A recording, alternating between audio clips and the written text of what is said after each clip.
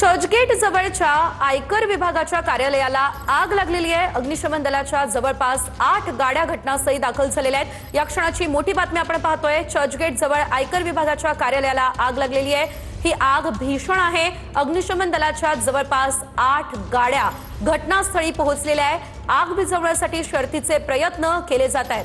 Churchgate station जवळ असलेलं हे आयकर विभागाचं कार्यालय, ज्याला या ठिकाणी आग लागलेली आहे। आपण पाहू शकतोय या संपूर्ण परिसरामध्ये धूर पसरलेला आहे। नागरिकांमध्ये काहीसं भीतीचं वातावरण आहे। आयकर विभागाच्या कार्यालयाला ही आग लागलेली आहे। अग्निशमन दलाच्या 8 गाड्या या ठिकाणी आग विझवण्यासाठी शर्थीचे प्रयत्न करत आहेत। या ठिकाणी आयकर भवनामध्ये काही कर्मचारी देखील होते, जे की आता बाहेर निघाले असल्याचं आपण पाहू शकतोय।